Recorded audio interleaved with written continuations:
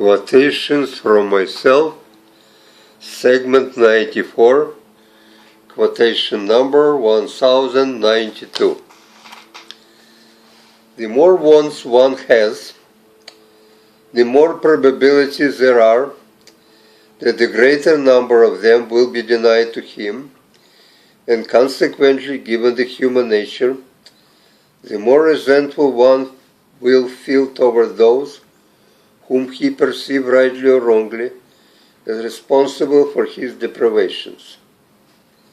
On the other hand, one whose desires and demands are sufficiently moderate should have a better chance to fulfill most of them, and will have, therefore, less reason to blame others for his occasional misfortunes.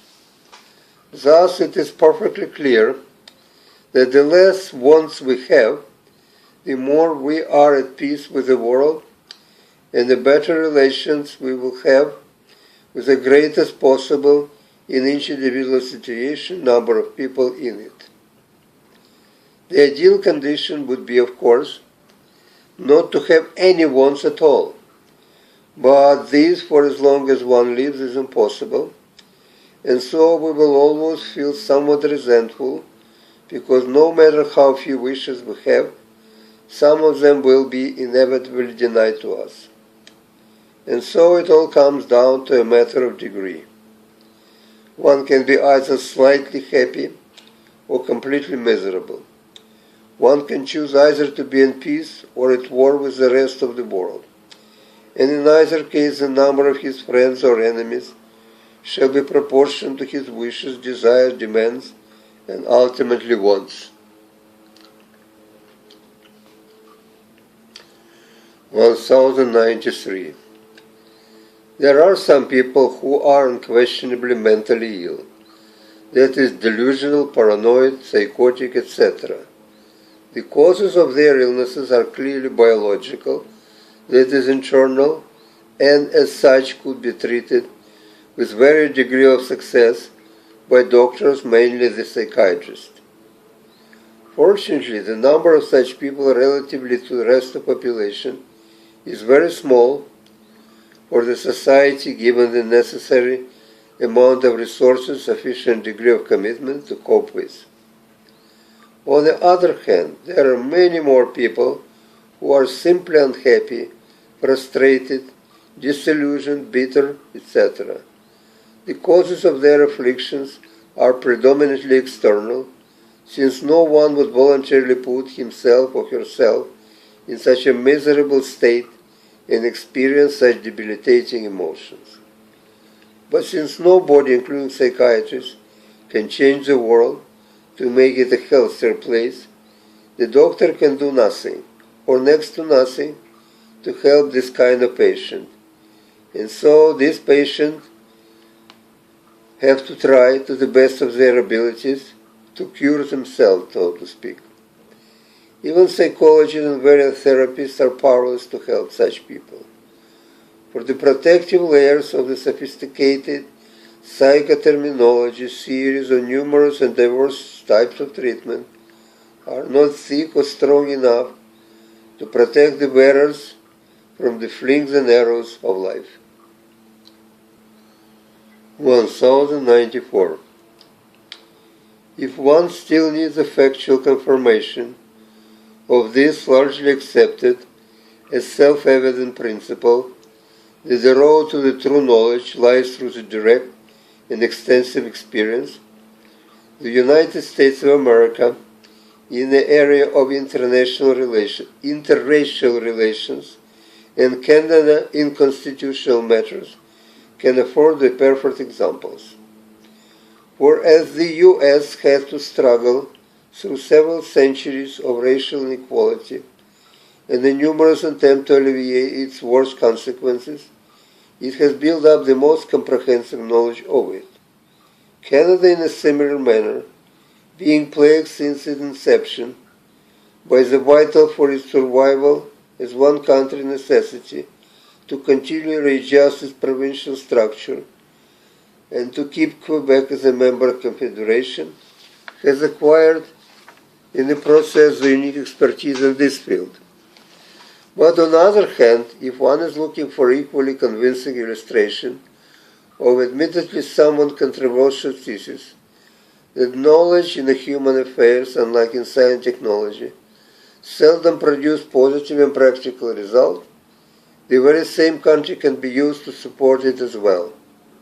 For US, despite its most comprehensive knowledge in the area of the interracial relations, is as far from solving its racial conflict as ever.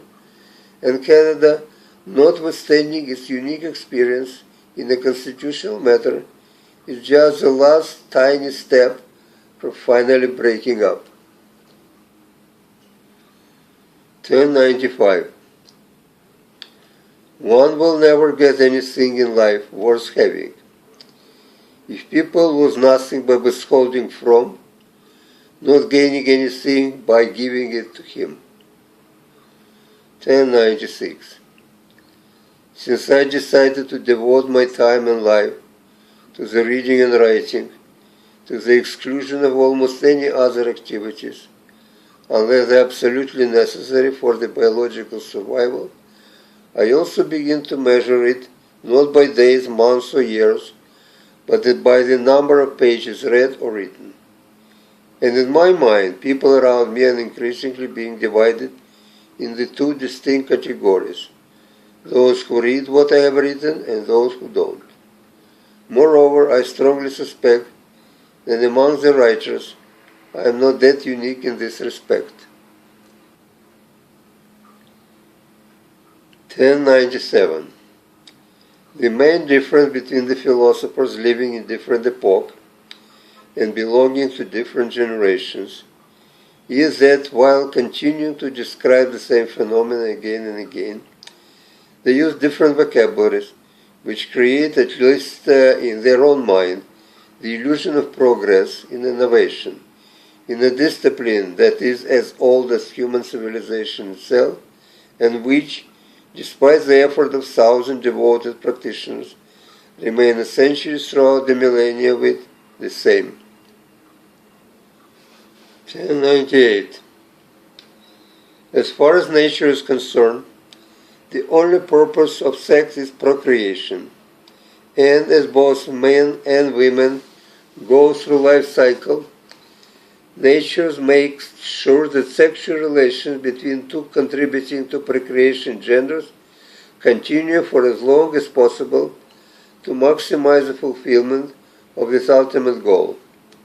That is why we can observe that as men's sexual desire are gradually decreasing with aging, due mainly to declining production of sperm, the woman libido is increasing in roughly the same proportion, thus ensuring the optimal means level of sexual intercourse throughout childbearing years. Accordingly, in their younger years it is a man who is largely responsible for initiating sexual intercourse, for then his sex drive at the peak, being in addition stimulated corresponding peak of beauty in a woman of the same age. But as women grow older and begin slowly to lose their physical attractiveness, men's interest in them, already being weakened by receding sexual drive, diminishes even more, and women then have to compensate for it by increasing libido and by taking the initiative in their own hands in order to continue sexual relations. Thus, those different sexual strategies, admittedly most instinctive, employed by respective genders at the different stages of life, guarantee in a state of nature the continuation of procreation for as long as it is biologically possible, which, as have been stated at the beginning, is the one and only true purpose of life. 1100. Every time I hear, which happens on average at least once a month, about Jews making a lot of money, doing this and that unsavory thing, but mostly nothing more definite than taking advantage of the poor, helpless Gentiles, I rush to the bank to see if the balance on my saving account has got any bigger. Alas, I am invariably left disappointed, for contrary to thus aroused expectation, it always is either the same or smaller since the last time I have checked it. 1100.